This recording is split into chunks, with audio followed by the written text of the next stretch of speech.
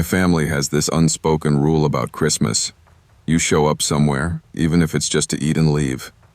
But that year, after a brutal breakup and a layoff in the same month, I told everyone I needed space. Truth was, I couldn't handle making small talk about my life while pretending I wasn't falling apart. So I stayed home alone on Christmas night in my tiny house on the edge of town, turned my phone on Do Not Disturb, and decided I was finally going to enjoy the silence. No notifications, no expectations, no one needing anything from me. The evening started peaceful enough. I made myself a sad little dinner, poured some cheap wine, and put on an old Christmas movie more for background noise than anything. Outside, the snow was coming down hard, making everything feel distant and muted. Around 9 p.m., as I was rinsing my plate, I noticed my router's lights flicker. The Wi-Fi cut out, came back, then dropped again. I sighed, assuming the weather was messing with the line, and decided I could handle one night without internet. Honestly, it felt almost symbolic. I slid my phone onto the counter, screen dark, and went to stretch out on the couch. Sometime around 10, I heard what sounded like a heel, or maybe a boot, step once on the porch. Just one sharp, heavy thud above the storm's muffled hum. I muted the TV and listened. Nothing. I got up, walked to the front window, and peeked through the curtains. The porch light showed nothing but swirling snow and the faint outline of my stairs. No car in the driveway. No figure at the door. I told myself it was just ice shifting or something falling over outside. I turned the TV back on, but I didn't turn the volume up as high again. About half an hour later, the house made another sound, this time distinctly inside. A soft, deliberate click, like a light switch being tested or a doorknob barely turned. It came from the hallway near the back bedrooms. My scalp tingled. I froze on the couch, eyes locked on the dark hall. "Hello?" I called out, instantly regretting the decision. My voice sounded too small and too aware. The only answer was the heater gently cycling on. I waited a full minute before I forced myself to stand up and walk toward the hallway. The bedroom doors were closed just as I'd left them. The bathroom light was off. I checked every room, even opened the closet in the guest room. Nothing. No sign of anyone. I even checked the back door. It was locked, deadbolt and all. Still, the feeling that I'd walked into a room someone had just left wouldn't let go of my stomach. I ended up turning on every light in the house, then laughed at myself and said out loud, "You're just alone and tired. That's all." Saying it didn't make it feel true. Later, close to midnight, I finally sat back down on the couch, all the lights still blazing. The storm outside had intensified. You could hear the wind scraping against the siding of the house like restless fingers. I grabbed my phone to distract myself and noticed something that almost made me drop it. My Do Not Disturb was off. Not just off, my settings looked different. Notifications were enabled for calls and messages from everyone, including unknown numbers. I never used it that way. My heart climbed into my throat. I was alone. Nobody else had touched my phone. I went straight to the recent calls list. No outgoing calls. No incoming calls. Then I checked my messages. At the top of the screen, there was one new unread text from an unknown number, received about 20 minutes earlier. "Why are the lights all on now?" I felt the room tilt. I slowly looked up at my bare living room window, at the now fully lit interior of my house spilling into the darkness outside. My first instinct was to grab a knife, but my legs moved on their own and carried me to the front door. I twisted the deadbolt as quietly as I could without breaking into a full run. As I backed away from the door, my phone buzzed again. Same number. "You didn't look this nervous earlier." I quickly scrolled up, thinking maybe there were older messages I'd missed. There weren't. Just those two, both time-stamped after the router first went out. My hands were shaking when I typed back, "Who is this?" I waited, staring at the three dots as they blinked, disappeared, then blinked again. Finally, "I liked you better when you couldn't see me." That was enough. My fear switched from something creeping and psychological to sharp and practical. Someone was watching my house. Someone had been watching when the lights were off, when my internet was cutting in and out, when I thought I was alone in my own head. I called 911 with my voice barely steady. "There's someone outside my house," I told the dispatcher. "They're texting me. They know which lights are on. I'm alone." They took my address, told me to stay on the line, to move away from windows, to lock doors. I'd already done that. While I waited for the sirens I couldn't yet hear, the unknown number sent one last message. "You don't have to be scared. I just wanted to see what people do when no one's watching." I didn't respond. I clutched the phone until my fingers hurt, listening for footsteps that never came. By the time the police arrived, the storm had buried any tracks that might have been in the snow. They searched around the property, checked every room, and told me what they always tell people in stories like this. It's probably a prank. Could be someone who knows you. Could be a neighbor kid. But when they asked if anyone else had my Wi-Fi password, if anyone else knew I was staying home alone that night with my phone on silent, I couldn't think of a single person who fit both. One of the officers suggested I get a camera system and maybe stay with family for a few days. I did both. I changed my number, got new locks, installed cameras, and started leaving a light on outside at night instead of in every room. But sometimes, when the Wi-Fi glitches for just a second or the house makes an unfamiliar noise, I catch myself staring at my dark phone and thinking about the line in that last text, "When no one's watching." Because here's the part I still don't like to admit. There was a moment before the messages, before the cops, before the panic, when the silence felt good, when I wanted to be unreachable, unseen, unknowable. And that's exactly what someone like that is counting on.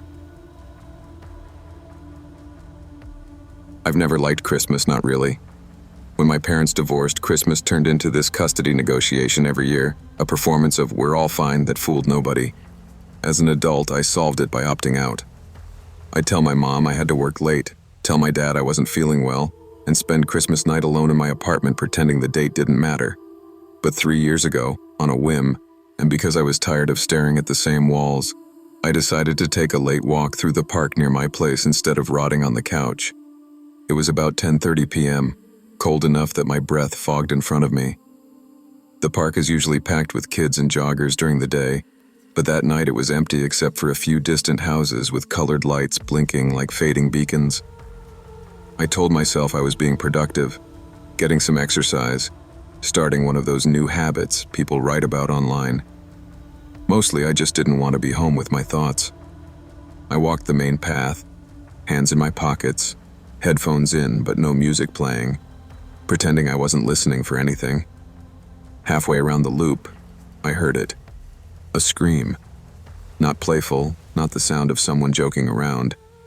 It was raw, tearing, like someone had been holding it in for too long. It came from deeper in the park, past the playground, near the line where the trees get thicker.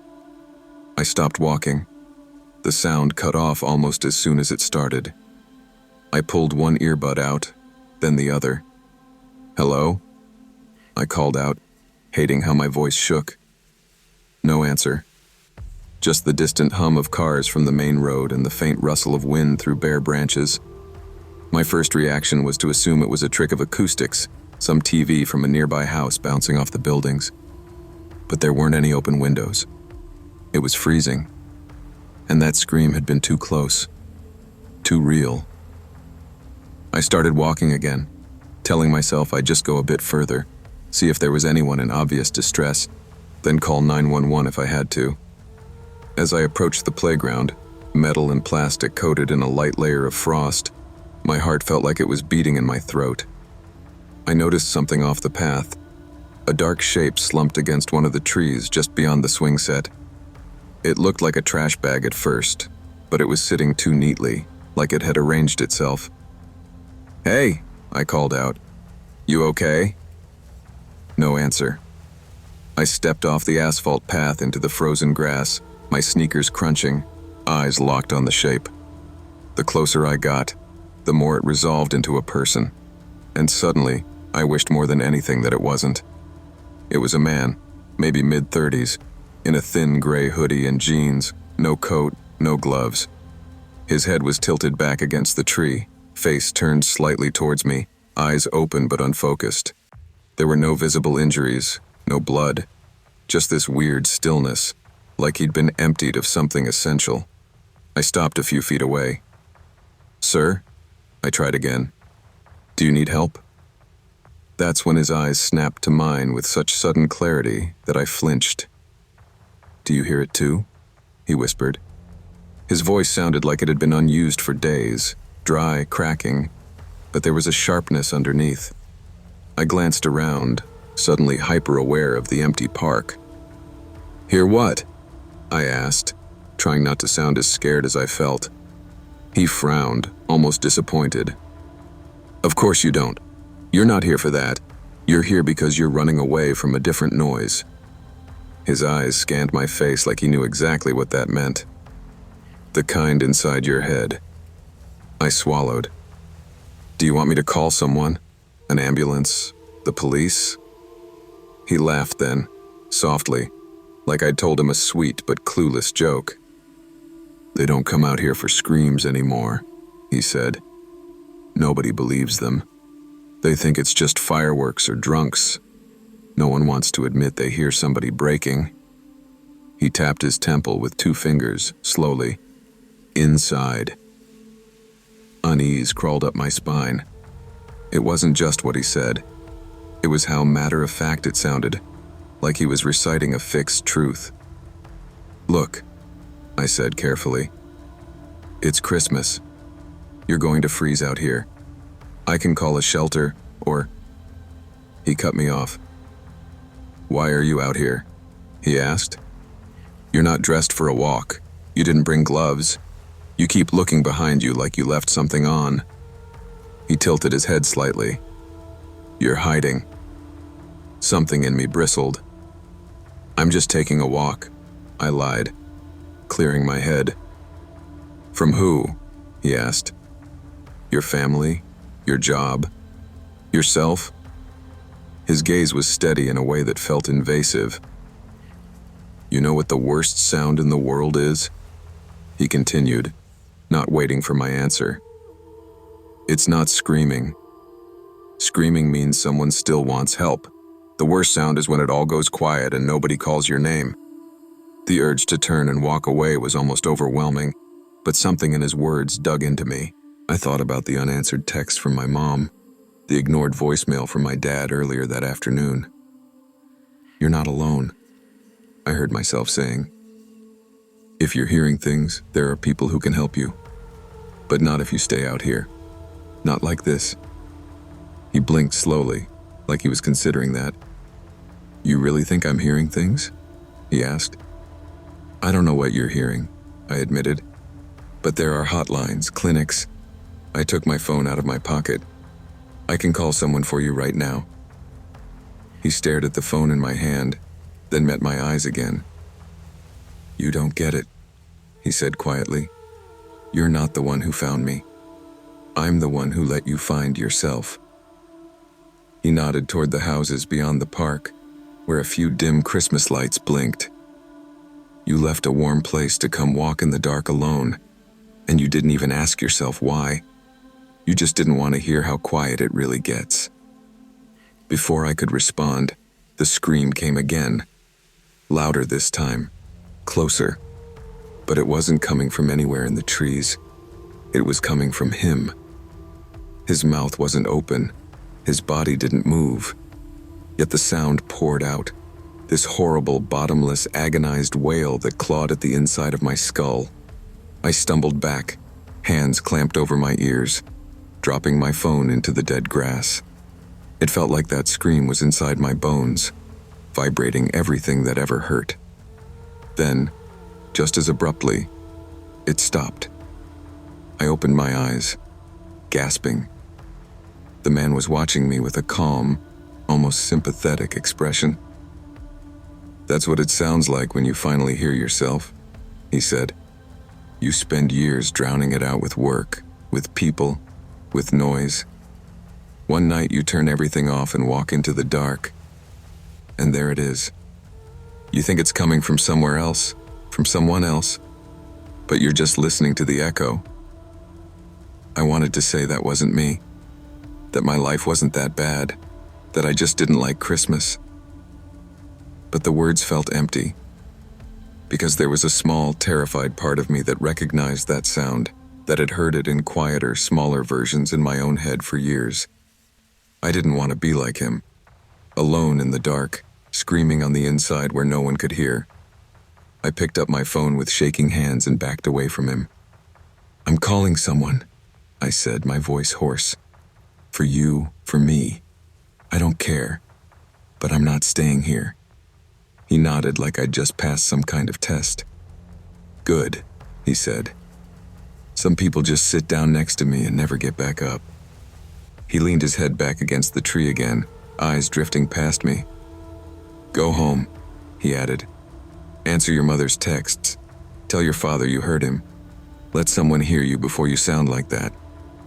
I turned and walked away, half expecting to hear the scream again, half expecting him to call me back.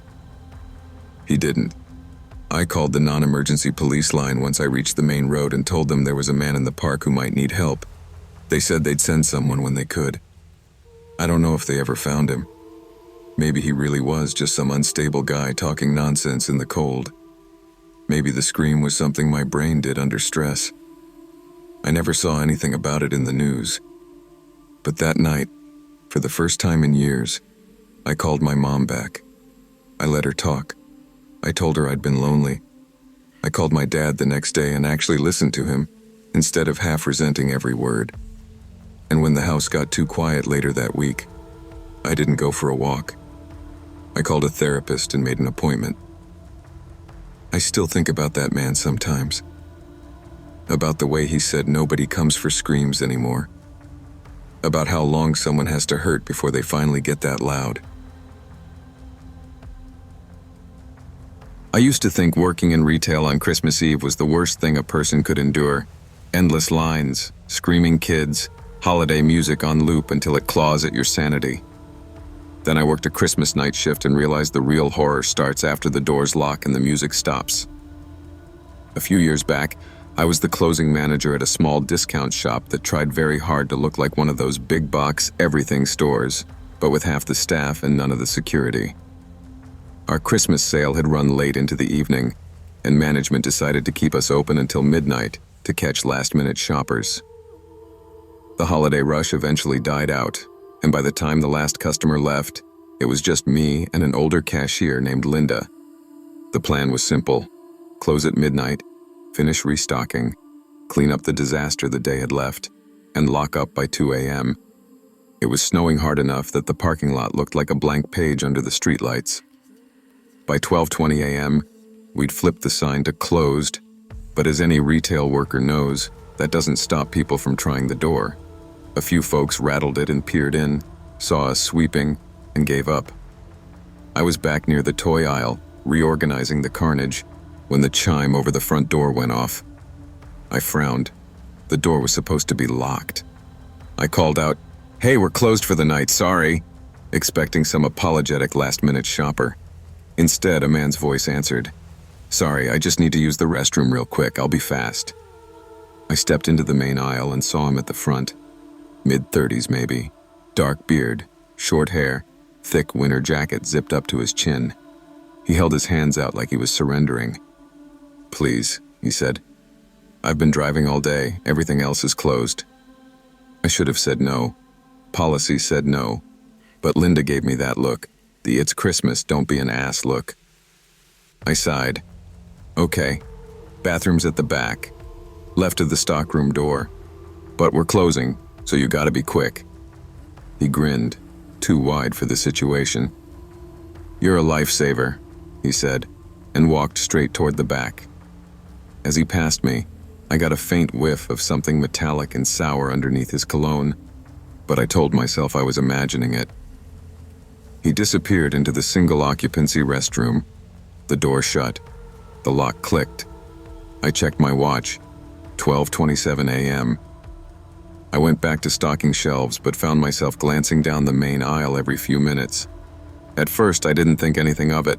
People sometimes take longer than they should, but by the time 15 minutes passed, unease pooled in my stomach. "He's been in there a while," I remarked to Linda. She shrugged, barely looking up from counting out the till. "Maybe he's sick." Another 10 minutes crawled by. Now we were past "maybe he's sick" and well into "this feels wrong." I walked to the back hallway and knocked gently. "Sir, everything okay in there?" No response. I tried again, louder this time. Still nothing. I didn't hear movement, flushing, running water, just the buzzing of the ceiling light. I was debating whether to get the key when headlights swung across the front windows, followed by the distinct crunch of tires on ice. A police cruiser rolled slowly into the lot and then stopped behind a single car that had been parked crooked near the entrance.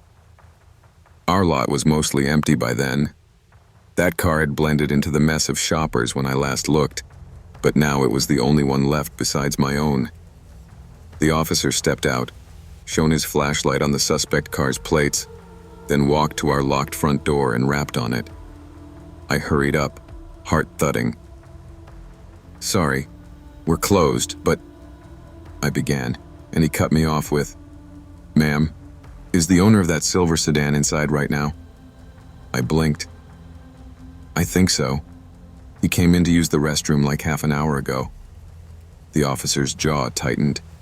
He nodded once, brisk. "Point me to where?" We walked together down that long, too quiet aisle. My mind started doing that thing where it tries to fill in blanks with rational explanations, but my body had already gotten the message. Something is very wrong. When we reached the restroom door, the officer didn't waste time with gentle knocks. He banged hard, shouted, "Police, open up!" and listened. Silence. No shuffle, no startled cursing, nothing. He turned to me. "Do you have a key?" My hands shook as I dug through the small ring we kept under the customer service desk. When I finally found the right one, my palms were slick with sweat. He took it, unlocked the door, drew his gun, and pushed it open in one swift motion. The bathroom was empty. The light was on, the fan whirring, toilet lit up, but no one inside. For a moment, my brain couldn't compute it. "He went in," I insisted. "I swear he never came back out. The chime would have gone off. I didn't hear it." The officer scanned the small room, then looked up.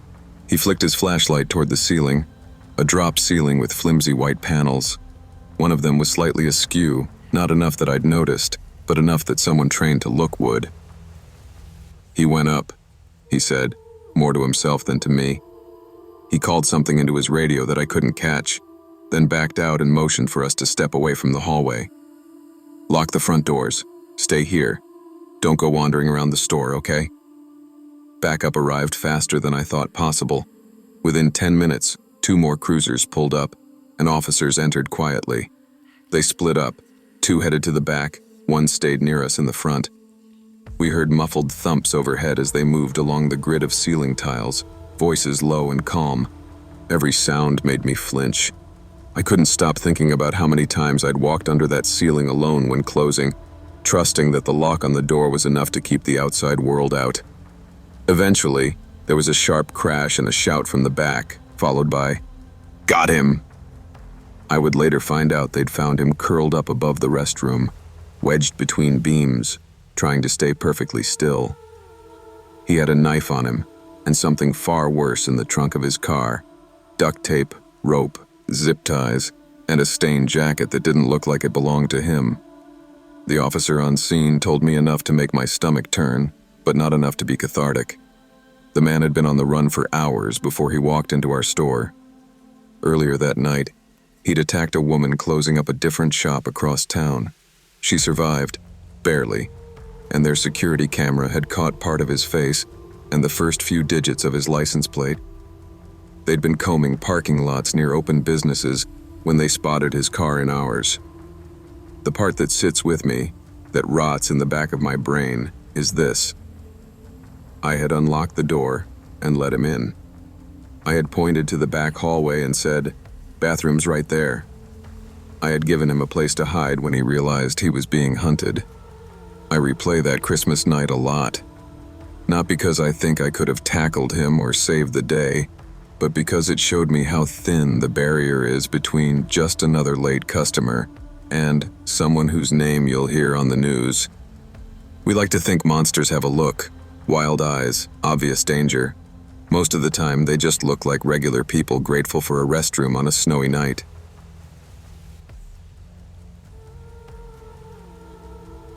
Last Christmas was the coldest I can remember. I live in a small one-story house on the edge of a Midwestern town, the kind of place where winter comes early and overstays its welcome.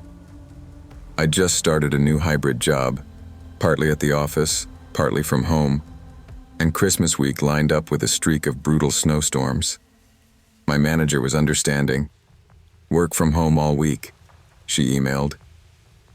At first I was excited. I pictured coffee in my favorite mug, thermal socks, Christmas music low in the background while the world outside disappeared under a soft white blanket. In reality, my home office was a cheap desk shoved under the bedroom window, and by Christmas night, I realized I hadn't spoken to anyone face to face in 3 days. That Christmas day, I barely left the chair. I logged off just after 8 p.m., shoulders aching and eyes burning from staring at spreadsheets and holiday sale numbers.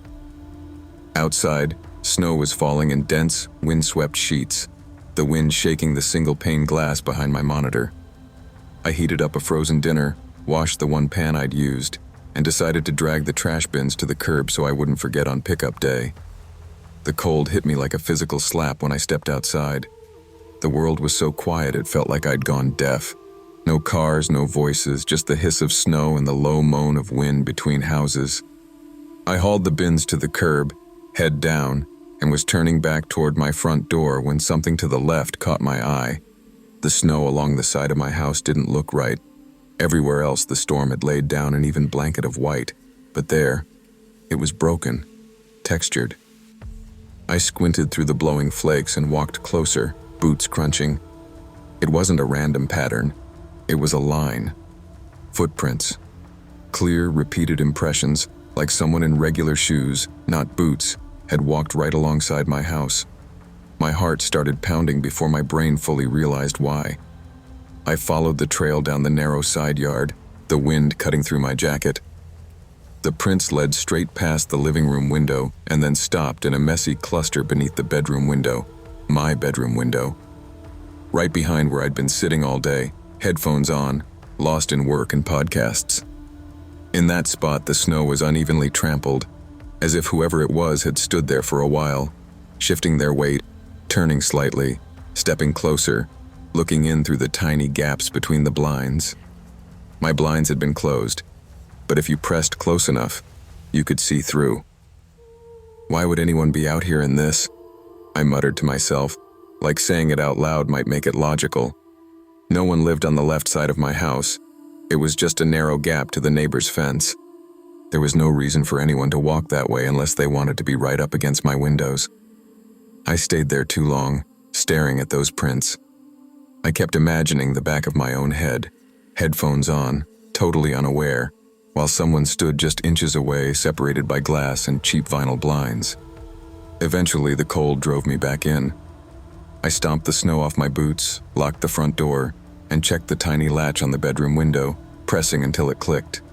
Then I tugged on the frame to be sure. Locked, triple-checked, just because that's the kind of person anxiety has wired me to be. I told myself it was a neighbor's kid, or someone cutting through the yard before the worst of the storm. By the time I went to bed around 11, I'd mostly convinced myself I was being dramatic. I peeked out once more before sleeping. The falling snow had already started to blur the footprints until they blended with the rest of the white. It felt like the storm was erasing the evidence for me. I slept surprisingly well. The first thought that popped into my head when I woke was the footprint trail. My body moved before I even really woke up. I swung my legs out of bed and went straight to the window in my t-shirt and pajamas. When I lifted the blinds, my grogginess vanished like someone had thrown cold water on me. New tracks. Fresh, crisp, unmistakable footprints punched into the snow, leading to the exact same spot under my window. This time, they were the only prints in the entire yard. The snow around them was untouched, smooth, and glittering under the weak morning light. I just stared at them, my breath fogging the glass. Whoever had come back had done it while I slept, after I'd reassured myself nothing would happen. I grabbed my jacket and boots, forgetting to zip up properly, and went outside to check, needing to confirm what I already knew. The prints led from somewhere beyond my property line, stopped under my window again, circled slightly, and then doubled back, vanishing toward the street. No other disturbances, no vehicle tracks close by, no neighbor prints, just theirs. Back inside, my fingers numb and shaking, I called the non-emergency police line. "I'm probably overreacting," I started, hating how small my voice sounded. "But someone's been walking up to my bedroom window while I'm working and while I'm asleep." The dispatcher was calm, asked basic questions, said an officer would swing by when possible, and gently reminded me that with the weather and the holidays, they were stretched thin. I understood. What could they really do with just footprints and a creepy feeling? I tried to work that Christmas day, but my eyes kept darting to the window, my brain half listening for muffled crunches in the snow. Every time I looked, the wind had filled the footprints in a little more, smoothing their edges. By the time my shift ended at 8 p.m., the snow outside looked soft and untouched again, like nothing had ever broken its perfect surface. That should have comforted me. It didn't. Instead, I felt like the house and the storm were conspiring to pretend nothing had happened. I pushed the blinds aside and pressed my forehead to the glass. No prints, no movement, just wind swirling flakes in streetlight beams. I glanced down almost lazily at the window lock. My stomach dropped. The latch was flipped open. I froze. I knew, with the obsessive certainty of a chronic checker, that I had locked it the night before. I'd even tugged on it. I hadn't touched it all day. I reached out with a shaking hand and pulled gently on the frame. The window slid up noiselessly, opening into my bedroom. No resistance, no sticky paint, just a quick, silent invitation. That was the moment something clicked in my brain. The tracks weren't just creepy, they were purposeful. Someone had come close enough to my sleeping face, separated only by a thin pane of glass and a cheap latch, to quietly unlock it, and I hadn't heard a thing. I backed away from the window like it might suddenly jump at me, grabbed my keys and coat, and left the house without even turning off my computer. I called the police from my car, parked in my own driveway, engine idling, heater off so I could hear if anything moved inside while I watched the dark outline of my house. 10 of the longest minutes of my life crawled by before a cruiser pulled up. The officer nodded at me, asked me to stay in the car, and went inside with one hand on his holster. Time got weird. A minute felt like 5. 5 felt like 30. I stared at my front door, expecting it to fly open at any second, but it stayed closed. By the time nearly 5 minutes had passed, my stomach twisted into a tight, cold knot. Something was wrong. Then the door did open.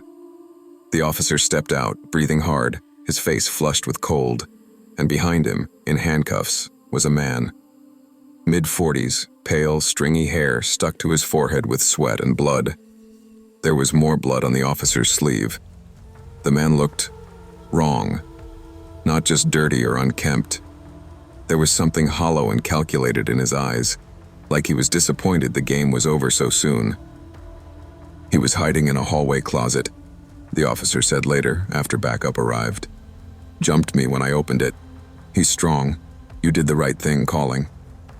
The man wouldn't stop staring at me as they walked him to the car, blood crusting on his cheek. I had this sudden, nauseating realization. He had probably watched me through that window for days. He probably stood inches away from me while I slept, watching the rise and fall of my breathing, fingers on the unlocked latch. The unlocked window wasn't the end of his plan, it was the beginning. I've been a security guard for a little over 8 years now, and I used to think Christmas night shifts were the safest. Most people are home with their families, offices are empty, and the worst I'd usually deal with was a drunk kid trying to sleep in the lobby. Last year proved me wrong. The building I'm assigned to is a glass and steel corporate block downtown, the kind of place that looks expensive enough that people assume there's something worth stealing inside. Crime in our city spikes in December, break-ins, thefts, even muggings, because people are desperate and broke. This particular Christmas, my usual co-worker took time off to be with his kids, and the company hadn't assigned anyone to replace him, so I was alone from 8 p.m. to 6 a.m. I told myself it was fine, quiet, extra pay. I even brought leftover turkey, some instant coffee, and a couple of wrapped gifts I planned to open in the office just to feel less pathetic. The first time I saw them was around 11:30 p.m. I'd just finished my outside round and was standing by the front doors, watching the snow fall under the orange streetlights. Across the road, under a dead street lamp, 2 guys in dark winter coats were just standing there. No cars, no cigarettes, no phones out, just silhouettes facing my building. At first I thought they were waiting for a bus. Then I remembered that route doesn't run on Christmas night. I tapped on the glass like an idiot, half hoping they'd wave, half hoping they'd just leave. They didn't move, but something in my stomach did. I went back to walking my usual route. Ground floor, stairwells, back dock, parking lot. By the time I circled back to the lobby, they were gone. Probably nothing, I told myself out loud, just to fill the silence. The next time I saw them was Christmas night again, but a week later. Our building runs limited staff even between Christmas and New Year's, and I'd volunteered for overtime. It was around 1 a.m. when I stepped outside for some air. The city was even quieter than usual, the kind of quiet where you suddenly notice how loud the buzzing streetlights are. That was when I saw the same 2 figures across the street, in the same dark patch, angled toward me. This time I felt it like a physical sensation. My skin prickled under my uniform. Instead of ignoring them, I walked to the edge of the property line and made it very clear that I saw them. I even called out, "You guys need something?" My voice sounded small in the cold air. They didn't answer, didn't wave, didn't even shift. After a minute or two, they simply turned and walked down the block, disappearing between parked cars. The back of my neck wouldn't stop itching, but I told myself again, nothing happened, nobody got hurt, don't dramatize it. I tried to shake it off and concentrated on the mundane. Back inside, I checked the log, filled in some petty incident reports from earlier in the week, and eventually decided it was a good time for my Christmas dinner. Lukewarm turkey and instant mashed potatoes in the break room at the very end of a long hallway.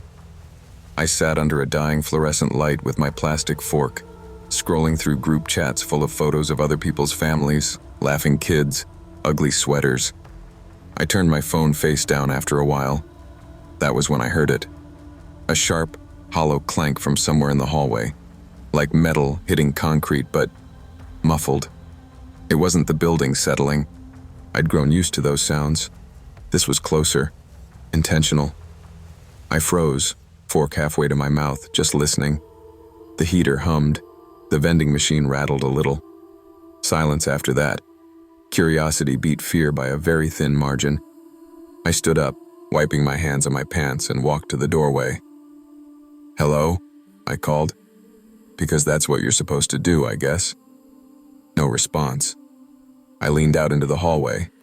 It stretched left, then turned sharply like an L toward the older side of the building, where there was an emergency exit stairwell we never used. The lights flickered once, that cheap buzzing that always made me think the bulbs were trying to quit. For a good 30 seconds, I just stood there, listening. Nothing. "Probably the pipes," I muttered, and forced myself back to the table. I finished my food, but my appetite was gone. My hands had started to shake, just a little, and I couldn't decide if it was the cold or the creeping sense that I wasn't actually alone. Back in the security office, surrounded by monitors, the logic side of my brain tried to take over. No alarms, no motion alerts, no forced windows. The system would have flagged anything major. Still, I couldn't relax the way I usually did around 2 a.m. when I just sit and half-watch the cameras. I kept thinking about the two men across the street, about the sound in the hallway, about how empty this building really was. I told myself I was going to do one more round, mainly to prove to myself that it was all in my head. I clipped my radio on, grabbed my flashlight, and stepped out. The outside perimeter was dead. Fresh snow had started to fall, and there weren't even old tracks in it. Nothing had crossed the back lot in hours. My boots squeaked on the frozen ground as I circled the building. The quiet was almost peaceful, if it wasn't for my racing thoughts. When I finally went back inside and started down the L-shaped hallway, I felt that same itch between my shoulder blades. The corridor turned, and at the far end, behind a wired glass window, was the unused stairwell and the old emergency exit door. That door was a relic from when the building was first built. Heavy metal, off the security system grid, and sealed with an industrial padlock to compensate. I'd checked it 1,000 times on previous shifts. It was always locked, always dusty, always boring. Not this time. As I got closer, my flashlight beam caught something on the floor. The padlock. It was in two pieces, separated cleanly like someone had pried or cut it apart. The chain that usually held the door tight was hanging loose, swaying just a little as if someone had recently passed through. I remember this useless, absurd thought crossing my mind. They told me this building was dead on Christmas. My heart pounded in my ears. I didn't open the door. I backed away, walked as calmly as I could manage to the security office, and only when the door closed behind me did I run to the monitors. Rewinding the footage, I watched my own night unfold from angles I hadn't seen. There I was, standing outside under the awning, staring across at two men on the opposite side of the street. Then, while I was still in frame, distracted by them, a second camera caught those same two shapes cutting around the back of the building, staying in blind spots I'd never thought much about. One of them carried something bulky, maybe a crowbar. They moved like they'd rehearsed it. They approached the old stairwell door, and within less than a minute, the lock was off, and they were inside the building. The timestamp on the footage matched almost exactly with the time I was going back in for my Christmas dinner. Fast forward, and there I was again, walking past the hallway door into the break room. One of the men was already inside the building, pressed flat behind an interior door just 2 feet from where I walked. When I heard that clank earlier, it wasn't pipes. It was him knocking into a metal desk, trying not to be seen. The scariest part, hands down, was what came next. While I sat in the break room with my back to the hallway, they moved. On one camera, you can see one of them peeking out, ducking back as I walked by. Another angle shows them slipping into one of the tenant offices, some software company, moving directly toward labeled metal cabinets and server towers like they knew exactly what they were looking for. Hard drives, physical files, some backup tapes. At one point, one of them passes through a corner of the hallway camera frame. On his hip is something dark and angular. It could be a large knife, could be the grip of a small gun. Either way, I realized they weren't just burglars. They were prepared for a more violent scenario if they were cornered. As soon as they saw me go back outside for another round, they moved like they were on a timer. On screen, they stuffed equipment into duffel bags and retraced their path, slipping back down the old stairwell and out into the parking lot. By the time I came back inside to discover the snapped lock, they were already several minutes gone. I called the police, my voice sounding small on the recording when I replayed it later. Officers showed up, took statements, pulled the footage, and told me I'd done the right thing by not opening that stairwell door alone. The company lost data assets, which is corporate speak for things someone, somewhere, didn't want stolen. There were quiet meetings, Hushed phone calls, increased security discussions. It all felt a little too rehearsed, like someone had been waiting for exactly this to happen. What I can't shake, even now, is not just that I was nearly face-to-face with armed intruders on Christmas night, or that I walked past someone hiding in the dark only a couple of feet away. It's the realization of how many times before I'd walked those halls assuming I was safe because it was Christmas, or because the cameras were on, or because in my head criminals had the decency to take holidays off. That night taught me how fragile that sense of safety really is, how quickly it collapses once you see the replay from another angle and realize you were the blind spot. Never confuse routine for safety. The moments you feel most protected, by habit, holidays, or familiarity, are often when your guard is down the lowest, and that's precisely when the real dangers slip past you. That Christmas break, I decided I was done sleeping on my parents' lumpy fold-out couch. They lived in a small, dying city several hours away, and every visit turned into the same claustrophobic routine. Forced conversation, TV blaring, no privacy, and my mother pretending everything was fine while my father drank in his chair. So when I saw how cheap the local Airbnbs were in their town, I booked one for the whole week of Christmas. It was a small house on a quiet street with staged photos showing warm lighting and festive throw pillows. The listing described it as cozy, private, and perfect for holiday getaways. The host, a guy named Eric, had good reviews and a high response rate. What could go wrong? I arrived on Christmas Eve just after the sun had slipped behind thick clouds. The drive had been long and empty, with most people already where they needed to be. As I pulled into the driveway, I noticed the neighborhood was darker than I expected. No streetlights. Most houses had their curtains drawn and lights off. Only a few faint glows hinted that anyone lived there at all. In contrast, the Airbnb was fully lit, warm yellow spilling from every window like someone had turned on every light to fight the darkness. It felt exposed, like a stage in the center of an unenthusiastic audience. Inside, though, the place looked exactly like the photos. Clean, minimal, a little too curated. A tiny fake Christmas tree sat in the corner of the living room, its plastic branches barely holding a cheap string of lights. A sign above the couch read, "Good vibes only." It made me roll my eyes, but also weirdly comforted me. At least someone had tried to make the place look festive. I unpacked my bag in the bedroom, answered a "let me know if you need anything" text from Eric with a polite thumbs up, and decided to stay in for the night. Christmas Eve dinner for me was gas station snacks and a microwave burrito, eaten in bed while Netflix droned in the background.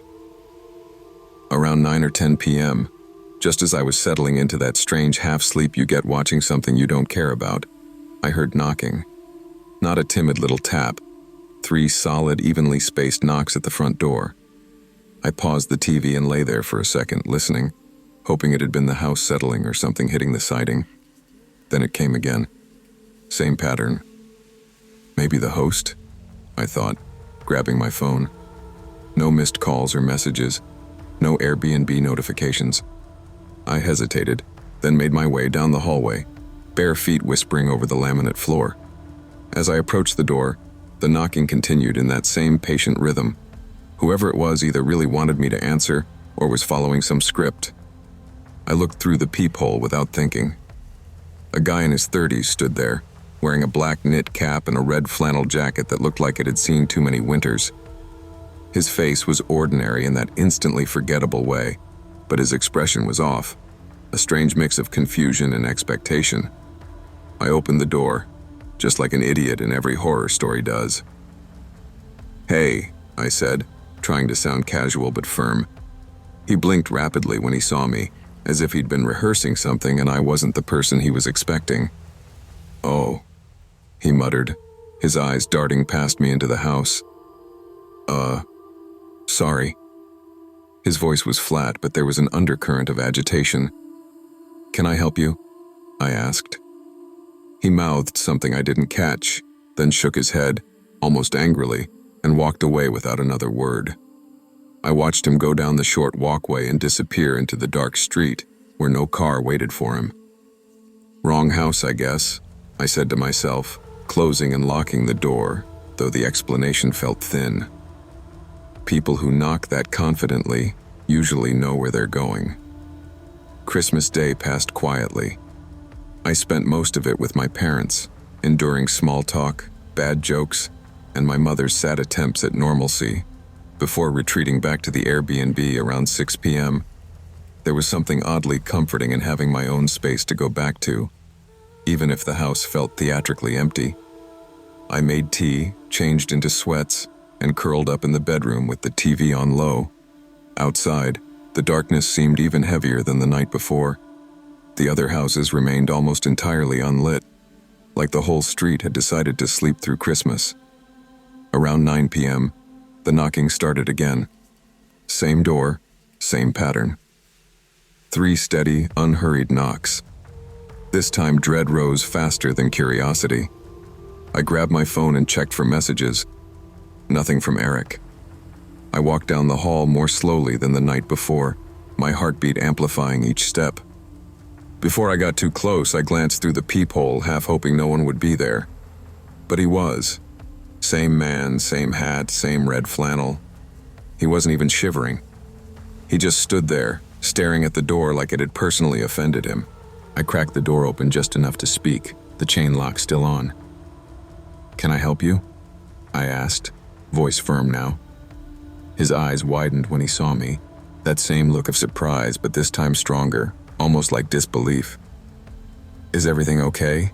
Are you looking for someone?" I added. He stared at me for a long second, then his face flattened into something hollow and emotionless. "No," he said quietly. The word sounded wrong, as though it wasn't answering my question but denying something else. Then he backed away and walked off again, swallowed by the dark. I shut the door, engaged every lock I could find, and walked back to the bedroom, leaving the door open so I could hear the rest of the house. Something about his reactions bothered me. If he had the wrong house, why return? If he needed help, why say nothing? The second no wasn't confusion, it was resentment, like I had ruined a plan by existing. I thought about messaging Eric, but what was I supposed to say? "Hey, some weird guy keeps knocking on the door and saying almost nothing. Merry Christmas?" It sounded paranoid. I turned off the lights around midnight and tried to sleep, the faint glow of the TV illuminating the room as background noise. Sometime in the middle of the night, I woke up with that instant, wired awareness that something was wrong. The house was utterly black and silent. No TV glow, no hum of the fridge. I couldn't even hear the heater. For a moment I thought the power had gone out, but my phone on the nightstand still showed a full battery icon and network bars. Then, through the silence, I heard it. A faint murmur outside, like distant whispering. Knock, knock, knock. This time the sound boomed through the house, harsher and more desperate. I swung my legs out of bed, my heart thudding against my ribs. The hallway beyond my bedroom door was pure darkness. My hand fumbled for the light switch. Nothing. I grabbed my phone, using its screen to cast a small circle of light, and stepped into the hall. The knocking continued, shaking the flimsy front door in its frame. As I crept toward it, I caught a flash of movement in the side window at the end of the hallway. A shadow darting past, too fast and low to be the guy I'd already seen. I stopped just short of the entryway, my stomach twisting.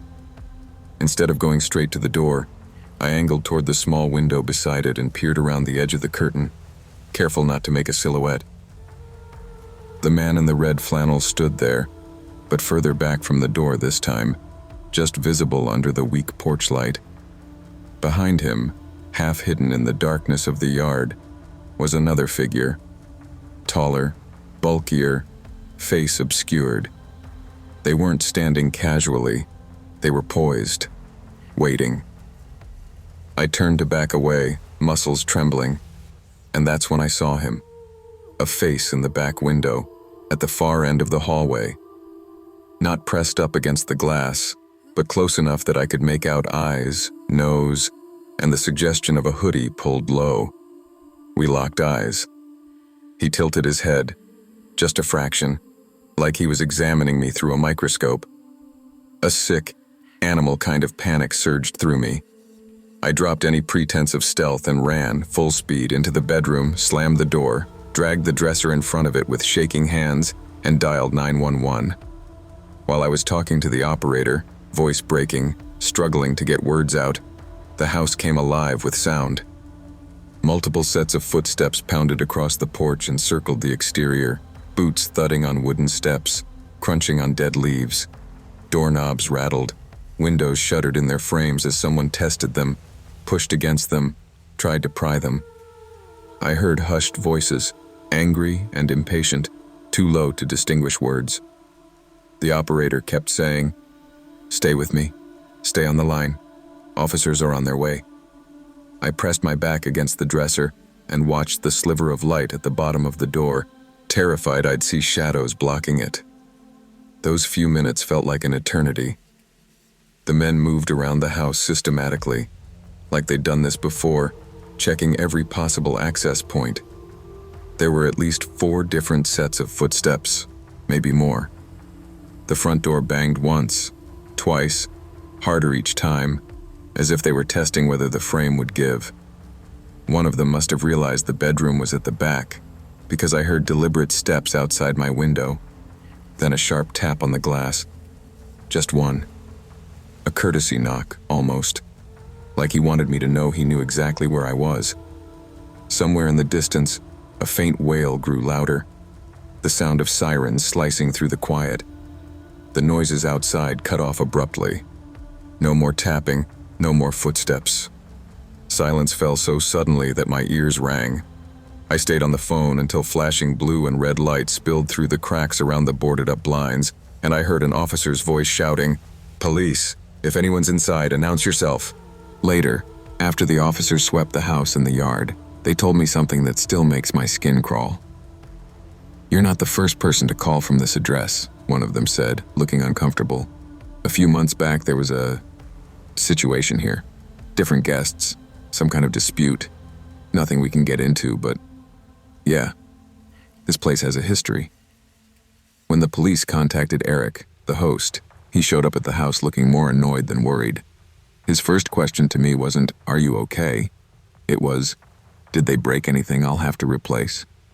He brushed the whole thing off as local weirdos and said something about bad blood with a group of guys who don't know when to let things go. He wouldn't elaborate. The police couldn't tie the incident to anyone specific, and the men who'd surrounded the house disappeared into the night like smoke. No security cameras, no plates, no names. Just their boots in the dirt and their breath on the other side of the glass. I left the next morning and haven't used Airbnb since. I still think about those first 2 nights, the way the man at the door looked genuinely surprised to see me, not hostile yet, just thrown off. I think they expected someone else. Maybe a past guest. Maybe Eric himself. Maybe they thought I was hiding him. Maybe they didn't care who answered as long as someone did.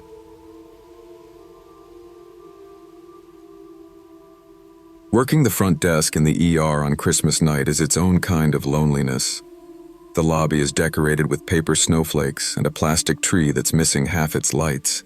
Seasonal music hums too softly from a forgotten speaker, and every person who walks in is dealing with something bad enough to ruin what's supposed to be a happy day.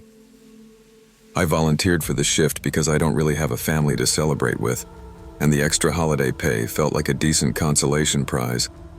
That year, it was just me and my coworker Amy at the front desk from midnight to 4 a.m., checking in whoever came through the sliding doors while the automatic voice repeated, "Welcome to Mercy General." We joked about ugly sweaters and stale Christmas cookies just to keep the air from feeling too heavy. Around 2 a.m., Amy stood up, stretched, and said, "I'm gonna hit the cafeteria before they close. You good here?" I nodded. "Yeah, go. If Santa shows up, I'll stall him until you get back." She laughed and walked off down the hall, leaving me alone in the front lobby. Not 60 seconds later, the sliding doors hissed open, and a man stepped in.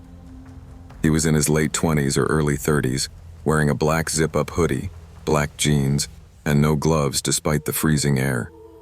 His hair was dark, a little long, and looked greasy, like he hadn't had access to a shower in a while. There was nothing overtly threatening about him. But as he approached the desk, I felt my body go on alert in that animal way, before my brain could name why. He stopped at the counter and stared at me for a beat too long, like he was memorizing my face. "I'm looking for Hannah Smith," he said. The name wasn't exactly that, but close. A very generic, very forgettable female name. His voice was oddly flat, too casual for someone looking for a relative in the ER on Christmas. "Okay, let me check for you," I replied, turning to my monitor to scan the patient registry. Nothing. No one with that last name in the system that night or in the last 24 hours. "I don't have anyone by that name admitted here," I told him. "She might be at one of the other hospitals in the area. There's St. Mary's, County General." He nodded, but his eyes were still fixed on me, not on the brochures or directions. "Right. Okay. Thanks." He turned and left as quietly as he'd come in. I glanced over at our security guard, who had been stationed by the entrance. He met my eyes and raised his eyebrows just a bit. That universal, "Yeah, that was weird," expression. I shrugged back and tried to laugh it off. I told myself I was reading too much into it because it was late and I was tired. When Amy came back with a styrofoam cup of bad coffee and a chocolate chip cookie, I mentioned him casually. "Some guy just came in looking for a random name, gave me the creeps for some reason." She rolled her eyes. "It's Christmas. People get lonely. Maybe he just got the wrong hospital." We spent the next couple of hours in a slow, sleepy routine. A drunk driver, a kid with a fever, a woman with chest pain. By 4 a.m., my shift was over. The staff lot was behind the building, far from the main entrance, because patients and visitors should have priority parking. At 4 a.m. on Christmas night, it felt like walking into a frozen void. Rows and rows of empty cars, lights buzzing overhead, the sky just beginning to hint at dawn. I wrapped my coat tighter and started toward my car, phone in hand, keys in my pocket. Somewhere between the entrance and my parking spot, that feeling hit me. That crawling sense on the back of your neck, like you're not actually alone. I didn't see anyone. No footsteps echoed behind me. But I thought of the man in the hoodie, and my pace quickened without me telling it to. "You're being dramatic," I whispered to myself. "You work at an ER. You're bound to meet weird people." I unlocked my car, slid into the driver's seat, and locked the doors in one motion, more out of habit than conscious fear. My bag landed on the passenger side, spilling a few pens and a crumpled candy wrapper. I checked my rearview mirror.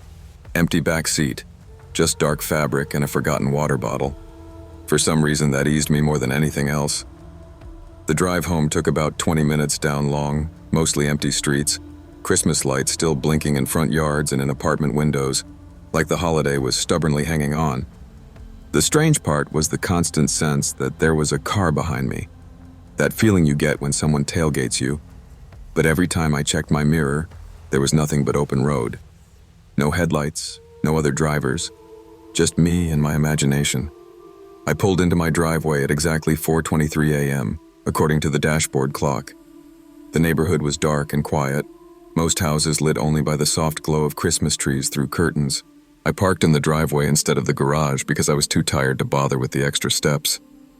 I killed the engine, grabbed my bag and got out, shivering as the cold air hit me. The habit that probably saved my life that night is something I've never really thought about before. I always lock the front door the moment I step inside.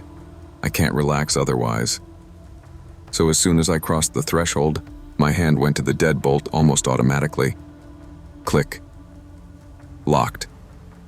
I hadn't even stepped out of my shoes yet when I heard it. Heavy footsteps pounding up my front steps, fast, like someone sprinting. The door handle rattled hard, like whoever it was fully expected it to be open. I froze. For a second, my brain couldn't catch up. Then I heard a man's voice on the other side of the door. "Excuse me, ma'am? Can you please open the door? I need help. Please open the door." His tone was calm but urgent, the kind you hear from patients who are trying to sound polite while panicking. But I recognized the voice. It was the man from the ER. The same flatness, the same strange, too even cadence under the fake urgency. My throat went dry. I didn't answer. Slowly, as quietly as I could, I stepped back from the door and fumbled my phone out of my bag, hands shaking. I dialed 911, whispering my address and telling them someone was trying to get into my house. While I was on the call, everything went silent outside. No more rattling, no more pleading. When I finally dared to look through the peephole, I saw the back of him as he jogged away down the sidewalk and melted into the dark. Black hoodie, black jeans, same messy hair. I don't know how long I stood there before the red and blue lights finally washed over my living room walls. An officer came to the door, took my statement, walked around my property with a flashlight, and then he said the sentence that made my skin crawl more than anything that had happened so far. "Did you know your back car door is still open?" I hadn't used the back seats in days. The realization hit in slow, sickening waves. He hadn't followed me by car. He had been in my back seat the entire time I drove home. I had checked my mirror, not my car. The officers pulled the hospital's security footage later that day. The man had been pacing outside the sliding doors for almost an hour before he came in. He'd watched me, watched which badge I wore, where I clipped my keys, what my routine looked like when my shift ended. Later, they tracked him to a cheap motel across town. He'd been living out of his car, picking random women who worked nights, following them, learning their patterns. When they questioned him, he wouldn't admit to planning anything violent. He just kept saying, "I just wanted to talk to her. I just wanted to see her again. She was nice to me." As if that explained hiding in the back seat of a stranger's car on Christmas night and trying to force your way into her home. Sometimes people ask why I still work the night shift after that. The honest answer is that I don't fully trust daylight either. What I learned that Christmas is that danger doesn't always look like a stranger in a mask. Sometimes it looks like a quiet man in a hoodie asking for a name you won't remember. It looks ordinary. It blends in until it doesn't. Being kind in your work doesn't require you to ignore your instincts. You don't owe anyone access to your personal space or your home, no matter how harmless they seem. Respecting your own boundaries might be the only line between suspicion and tragedy. I always thought Christmas alone would be peaceful. That year, I convinced myself staying in my small rented house instead of going to my parents' place would finally give me the grown-up holiday I always imagined. Cheap wine, horror movies, and leftover Chinese takeout instead of forced cheer and fake smiles around my father. It was snowing hard all Christmas Eve, the kind of snow that piles up against doors and silences the world. By Christmas night, the storm had turned into a full-on whiteout, and every weather alert on my phone insisted travel was a terrible idea. So I dimmed the living room lights, turned off the lamp by the window, heated up leftovers, and queued up a horror movie marathon on my TV, pretending the storm outside was just part of the ambiance. Around 9:30 p.m., the wind had picked up so much that the house seemed to inhale and exhale with each gust. I remember thinking, if the power goes out, I'm screwed, but weirdly excited at the thought of candles and shadows.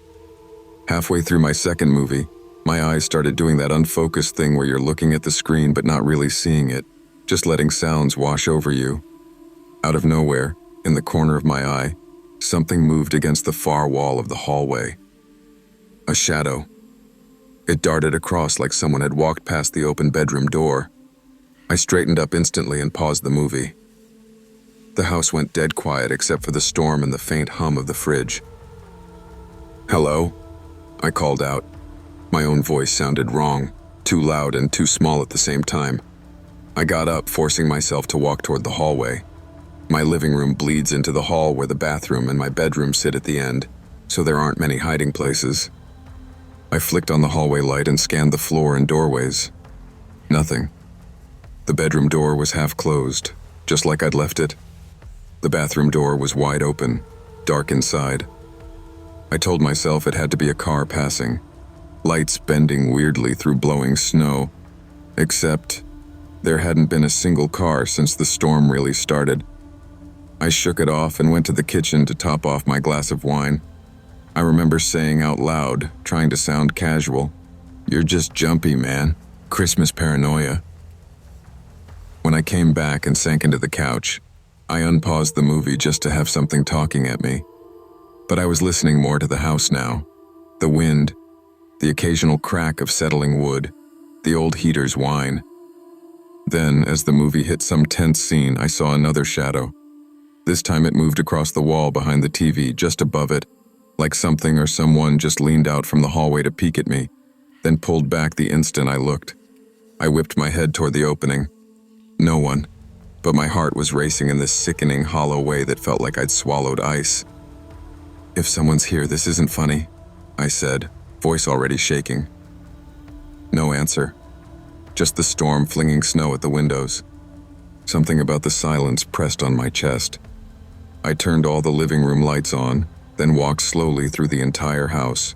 Bedroom, bathroom, kitchen, even the small storage closet by the back door.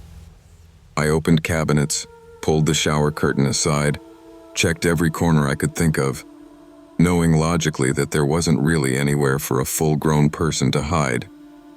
And yet, I couldn't shake the feeling I was intruding in my own home.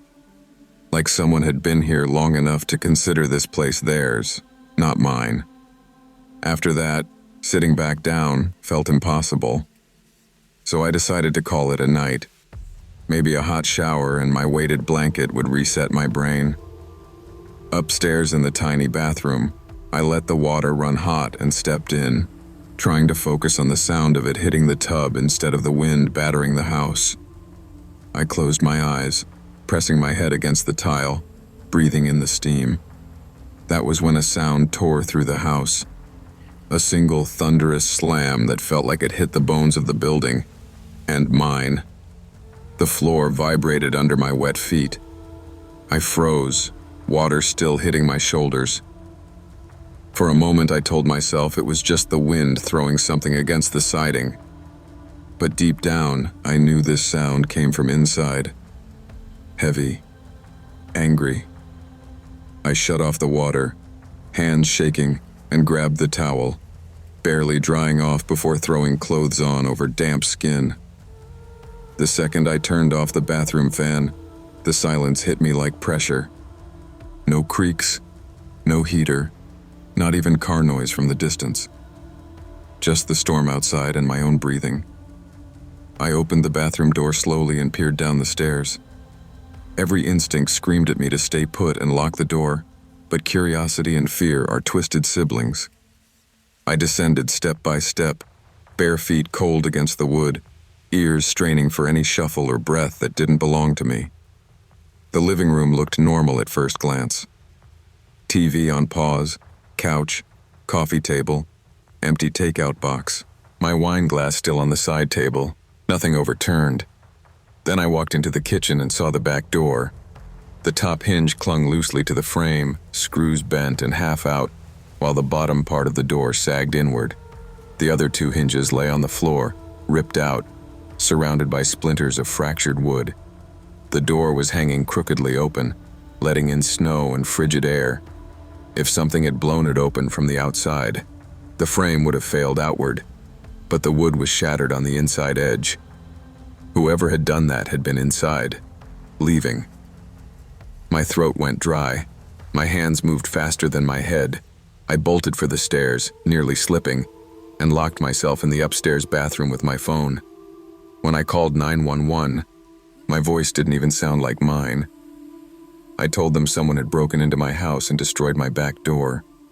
While I waited, I sat on the edge of the tub, staring at the crack under the bathroom door, convinced at any second a shadow would stop there, blocking even the sliver of light from the hallway. Every creak of the house felt like footsteps. Every gust of wind like a breath at the keyhole. When the officers finally arrived and checked the house, they confirmed what my eyes already knew, but my brain refused to accept. The door had been blown off its hinges from the inside. "Looks like someone hit it from in here, not from out there," one of them said, crouching to examine the shattered frame. Like they swung it open too hard, got pissed, and it slammed back, hard enough to rip right out. I stood there in the kitchen, hugging myself, thinking about the shadows I'd seen. They hadn't been tricks of light or a mind poisoned by horror movies and red wine. Someone had been in my home for hours, moving just out of view whenever I turned my head, watching me pretend to relax on Christmas night. I don't know how long they were here, or how they got in, or what they were doing before they decided to leave violently. That's the thing that haunts me more than anything, the not knowing. I moved out by the end of January.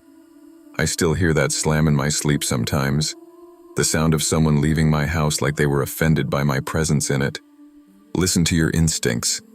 When your brain tells you something is wrong, don't gaslight yourself into ignoring it.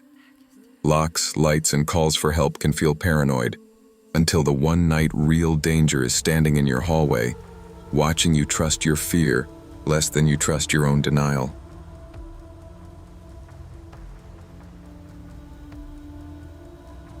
My sister insisted Christmas dinner be at my apartment that year, so it feels like a new start. I'd just moved into a slightly run-down building downtown. Cheap rent, thin walls, creaky pipes, but it was mine, and I was proud of it. I spent the whole Christmas Eve and most of Christmas Day cleaning, cooking, and trying to make the place look more festive than tragic. My mom brought the ham, my sister brought dessert, my dad brought his usual quiet disapproval and a case of beer he promised was just for sharing. By 7 p.m., my little 2-bedroom unit was packed. Siblings, cousins, one neighbor I'd felt bad for and invited at the last minute. We dragged my old study chair in from the bedroom to fit everyone at the table. Every seat was filled except one, at the far end. "That's for Uncle Mark," my mom said without thinking, then stopped, her face tightening. My uncle had died 2 Christmases before. A heart attack alone in his apartment 3 floors below mine, in this same building, before I ever moved in. I hadn't known him well, but my mom adored him. She tried to brush it off with a forced laugh and started passing the potatoes, but the comment hung in the air. "We don't need the extra chair," my sister said quietly, and my dad pushed it a bit away from the table, like that would erase the awkwardness. We all dug into the food, the noise rising again, silverware, clinking glasses, my youngest cousin firing off questions about Santa into the chaos. About halfway through dinner, when everyone was talking over each other, my neighbor leaned in and asked, "Did you guys hear about the old tenant in this unit?" I shot him a glare, shaking my head slightly. Not the time. But he didn't get it. "They say," he started, before my mom cut in sharply. "We're not doing ghost stories at the table, Ryan." The room went a little too quiet for a second. Then my cousin knocked over his drink. My dad swore, and the moment broke into the usual holiday mess. Still, the tension never fully left. It was only when dessert came out, pie, coffee, awkward toasts, that I noticed something. My apartment door, the one we'd triple-locked out of habit, was standing just slightly open. Not enough to see the hallway, but enough for a draft to slip through.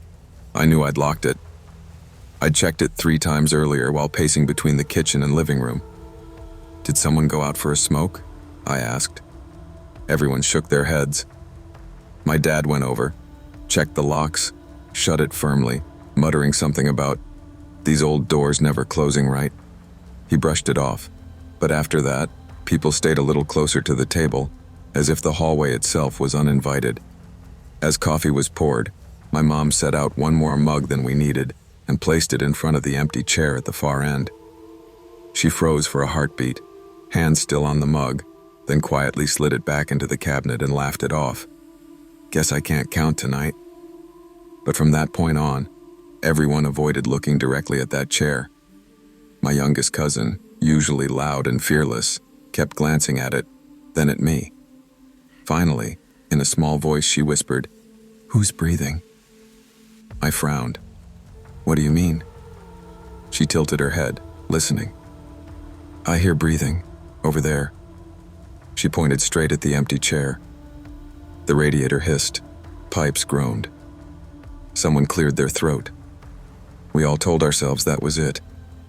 But as the night ended and people gathered their coats, the air in that corner of the room felt noticeably colder.